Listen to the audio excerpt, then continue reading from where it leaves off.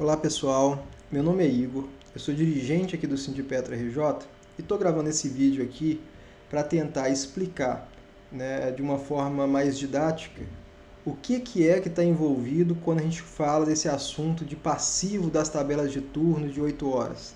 É um vídeo mais voltado aí para os trabalhadores de turno da Petrobras e que é um assunto que tem ficado cada vez mais frequente a partir aí de janeiro de 2020.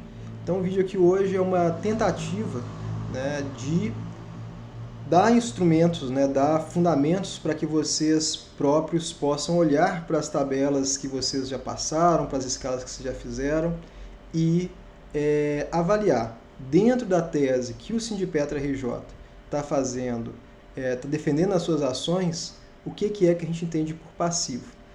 E também vou fazer um pequeno histórico, existe uma mistura desse tema de 8 horas com o tema de 12 horas, um ruído que está sendo causado pelas empresas e eu estou trazendo essa tentativa de elucidar algum desses pontos para vocês. Tá certo? Espero que seja útil. Primeiro, de forma bem simples, para que você saiba, olhando para o trabalho que você já executou, perguntar. Com essas 3 perguntas você consegue saber se existe ou não existe passivo nas tabelas e na forma como você executou o seu trabalho ao longo desse tempo, que pode estar inclusive até hoje executando. Lembrando que aqui a gente está falando de tabelas de 8 horas, são passivos relacionados às tabelas de 8 horas. Quais as perguntas que se deve fazer para saber se existe passivo? Respondendo essas 3 perguntas, a gente chega a uma conclusão. Uma das perguntas que vocês têm que se fazer: a cada 3 turnos trabalhados, eu tive 35 horas de repouso, folga, intervalo, consecutivamente aos 3 turnos trabalhados? Em cada jornada, eu tive no mínimo 11 horas de descanso, consecutivamente à jornada trabalhada? A cada 6 dias trabalhados, eu tive no mínimo 35 horas de repouso, folga, intervalo, consecutivos ao 6º dia? Caso a resposta para qualquer dessas perguntas seja negativa, segundo a tese que a gente está sustentando nas nossas ações, existe passivo na tabela que se refere à pergunta negativa. E qual que é o passivo? O passivo, sobretudo, ele está relacionado à supressão de horas de repouso, folga e descanso, que devem ser pagas como extras, com seus respectivos reflexos no descanso semanal remunerado e integração para fins de férias, gratificação de férias, paga na forma prevista em norma coletiva no período imprescrito, além dos recolhimentos para o INSS, FGTS e Petros. Não é nosso objetivo aqui com essa apresentação que você chegue ao valor financeiro do quanto é devido a você, até porque isso é uma situação muito particular. Cada trabalhador ele transita por bases diferentes, ele transita às vezes por turmas diferentes e pratica o próprio trabalho, mesmo estando dentro de uma turma, de forma diferente do que um outro trabalhador. Então, nesse aspecto, é muito peculiar o quanto financeiro, o quanto de supressão de hora teve cada um, é muito peculiar o quanto já recebe esse trabalhador, a composição salarial, então não tem como se fazer o que muitos pedem, um número mágico. Os passivos são da ordem de quanto? Vai ter gente que não vai ter passivo nenhum e vai ter gente que vai ter um passivo muito grande, vai chegar a um valor financeiro muito grande. Então, o objetivo aqui é que vocês cheguem a ter uma ideia de, em cada tabela, quantas horas estão sendo suprimidas, mas que precisa ser validado caso a caso, e isso vai ser feito quando? Quando, eventualmente, ganha a tese defendida pelo sindicato, no desdobramento em execução e liquidação individual dos interessados. Quais são as ações que a gente propôs até o momento? A gente tem 2 ações distribuídas. Uma em face da Transpetro e outra em face da Petrobras. A da Transpetro é a que está mais adiantada. Ela foi distribuída em 2020, retroage, portanto, as tabelas de 2015. O mês certinho eu não vou apresentar aqui para vocês, mas é só para vocês terem uma ideia. Nessa ação da Transpetro, a gente já tem uma sentença da qual a gente recorreu, né? Os pedidos que a gente fez foram julgados improcedentes e a gente está na fase recursal. Agora, no início desse mês, foi para a segunda instância, foi distribuído na segunda instância. A gente está aguardando um posicionamento e desdobramento na segunda instância. Qual outra ação judicial que a gente tem? A da Petrobras. Ela foi distribuída em 2021, retroage, portanto, até 2016. Nessa, ainda a gente não tem sentença, não tem um posicionamento do judiciário em relação às teses que a gente levantou e aos nossos pedidos. E o que a gente está pedindo, grosso modo, nessas ações? A gente está pedindo, primeiro, a gente está pedindo o que é previsto na 5.811, mais para frente eu vou mostrar para vocês o texto da lei, mas que é o descanso semanal de 24 horas consecutivo, né, a 3 jornadas trabalhadas. Estamos pedindo o artigo 66 da CLT, que é o interstício mínimo aí de 11 horas, interstício mínimo de 11 horas. E a gente está pedindo alternativamente, né, caso existam trabalhadores, né, no caso das tabelas, que os trabalhadores laboram por 7 dias sequenciais, que seja reconhecido ao menos, caso esses outros 2 pedidos não sejam reconhecidos em conjunto, que seja reconhecido ao menos, né, o repouso semanal após o 6º dia de trabalho, né, evidentemente acrescido do artigo 66 da CLT, dando um mínimo de 35 horas após o 6º dia. Aqui a gente vai dar um exemplo prático, né, de uma tabela, de uma escala, uma tabela, para mostrar o que é que a gente está falando quando a gente fala com passivo. Isso aqui você pode repetir, às vezes os números, o horário vai alterar de um horário para o outro, mas é basicamente isso aqui que vai ter de passivo nas tabelas, né, o mais frequente. Esse aqui é uma tabela da UTE-BLS de 2016, portanto, dentro do período que está imprescrito. E aqui, vamos pegar aqui a turma A, por exemplo. Vamos ver aqui, ó, esse momento aqui. O trabalhador ele vem de 3 dias pegando às 7 horas. Aqui no 3º dia ele larga às 15 horas e pega no dia seguinte às 7 horas da manhã. De 15 horas para 7 horas da manhã, a gente vai ter 16 horas. Portanto, existe uma supressão aí, se considerar as 35 horas, existe uma supressão de 19 horas. Logo, essas 19 horas foram suprimidas. Essa turma ela continua o trabalho no ciclo dela e lá na frente vai ter novamente essa situação, só que agora acontecendo às 15 horas. A pessoa vem de 3 turnos seguidos pegando às 15 horas, larga às 23 horas e vai pegar de novo às 15 horas do dia seguinte, resultando novamente em só 16 horas de repouso, que condicionam aí a um passivo de 19 horas, se considerar as 35 que seriam necessárias. O mesmo acontece para a turma B, né, que também vai ter lá no ciclo 2 vezes, isso se repetindo 2 vezes. Também vai ter na turma C se repetindo 2 vezes, na turma D se repetindo 2 vezes, na turma E se repetindo 2 vezes.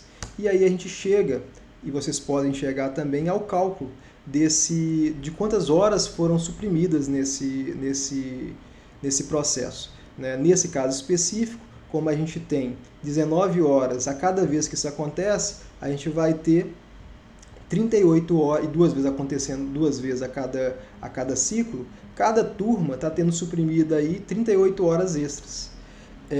E se considerar 9 ciclos no ano, a gente está falando de um total de 342 horas extras por ano suprimidas. Né?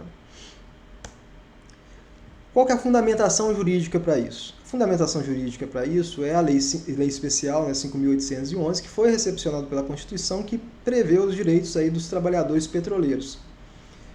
Durante o período em que o empregado permanece no turno de revezamento em turno de 8 horas, é assegurado a ele o quê? Direito, além de outras coisas, direito a um repouso de 24 horas consecutivas para cada 3 turnos trabalhados. A CLT, de outro modo, ela fala no artigo 66 né, entre duas jornadas de trabalho haverá um período mínimo de 11 horas, consecutivas para descanso. Quando você olha individualmente um ou outro, vão ter tabelas que até cumprem esse rito, tá certo? Cumprem às 11 horas, cumprem às 24 horas. Vão ter tabelas que vão cumprir, mas cumprem isso de forma separada. E o que tem na inteligência lá da OJ, da súmula 110 do TST, né, que diz da jornada de trabalho? Que as 24 horas e 11 horas, elas são cumulativas, né? As 24 horas sem prejuízo, né, das 11 horas de interstício. Então você vai ter a acumulação das 24 horas com as 11 horas, o que dá as 35 horas que a gente está defendendo nas nossas ações, né? Então isso tem que ser olhado junto, não separado. E o que está acontecendo na Petrobras, mas também na Transpetro? Estranhamente, né, a gente viu aí uma movimentação da Petrobras em janeiro de 2020, tentando naturalmente trocar os turnos, eu vou fazer um histórico mais para frente disso, mas ela muito espertamente está colocando nos termos que estão negociando um turno de 12 horas, tem nada a ver com um turno de 8 horas, tem nada a ver com os passivos, com as tabelas do passado, ela está colocando dentro desses termos a seguinte redação, que é para que a gente reconheça, né, que os trabalhadores reconheçam, que o sindicato reconheça que as tabelas vigentes até janeiro de 2020 respeitavam a legislação, respeitavam o acordo coletivo de trabalho, ou seja, em suma é para dizer o contrário do que a gente está dizendo nas ações judiciais, que não existe passivo, e está pedindo que a gente assine isso. Evidentemente, com claro intuito de dar quitação a qualquer passivo que o trabalhador venha reivindicar, possa reivindicar no futuro. Vamos fazer um pequeno histórico aqui do que aconteceu nesse período, né?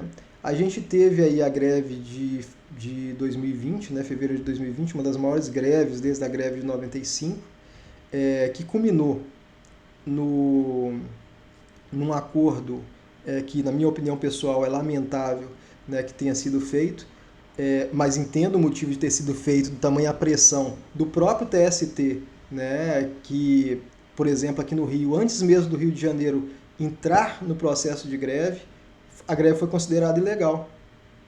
Assim, uma greve que nem tinha iniciado foi considerada ilegal. E na dinâmica do processo e na pressão que a categoria estava sofrendo, porque em determinado momento foi liberado, né, a Petrobras usar de todas as medidas disciplinares para coagir a categoria, com aval do próprio TST, e eu não preciso nem dizer o nome do ministro patronal que patrocinou esses atos contra os trabalhadores, a gente foi compelido, né, a categoria aprovou, e a gente foi compelido a assinar esse acordo lamentável que foi feito no TST. Mas dentro da lamentação desse acordo, existe uma questão, né, que é a questão de implementar as tabelas que estavam sendo votadas aí pelos trabalhadores, né, que a gente estava negociando as tabelas, enfim, as votações das tabelas, então tinha essa questão que a gente votaria as tabelas e seria incluído para a votação. Isso ficou consignado lá no acordo. Houve também, né, a gente tem que lembrar, houve uma alteração unilateral em janeiro de 2020 das tabelas de 8 horas, né, todos devem se lembrar. A gente fez aqui no Rio de Janeiro uma ação buscando atacar essa alteração unilateral. Só que logo depois a gente entrou num cenário de pandemia. E aí a Petrobras, mais uma vez, de forma unilateral, sem falar com os sindicatos, como ela agiu praticamente em toda a pandemia, né? Ela, assim, vocês devem lembrar, por exemplo, da redução de salário, o desimplante forçado, que a gente conseguiu reverter no judiciário, a Petrobras se arvorou de alterar várias coisas de forma unilateral. Uma delas foi que foi implantado a tabela de 12 horas, né, sem negociação com o sindicato, sem nada. Simplesmente usou a prerrogativa da pandemia, a questão emergencial, e implementou a tabela que quis. O Sindipetra RJ, assim como outros sindicatos também, começaram a fazer discussões junto aos trabalhadores, né? Já existiam, na verdade, discussões sobre as tabelas de 12 horas em vários locais, né? Que era uma demanda dos trabalhadores em vários locais. Então já existiam, inclusive, tabelas que estavam votadas nesse período. E a gente amadureceu essa discussão em vários locais de trabalho. Vocês devem lembrar aí dos dirigentes que mais diretamente fizeram essas conversas e votações, né, das tabelas. As tabelas de 12 horas que eram mais interessantes para cada local de trabalho. E aí, beleza, a gente informou isso à Petrobras, dizendo, olha, a gente votou as tabelas, está aqui as tabelas para serem implementadas. E a Petrobras responde, né, ó, tem problema nenhum, a tabela de 12 horas está legal, o interesse também meu, mas eu estou colocando um ovinho de serpente aqui, ó.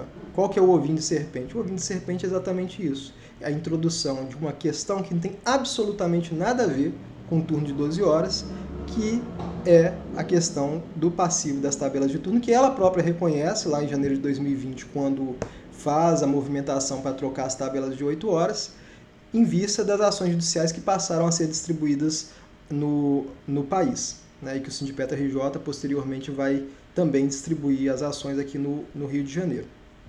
Então ela introduz um termo estranho e começa a pressionar, no velho modus operandi da Petrobras, de pressionar. Coloca uma data limite e começa a ameaça velada da categoria. Se não, vai acontecer isso. Se não, vai acontecer aquele outro. Ou mesmo deixa subentendido o que vai acontecer, né?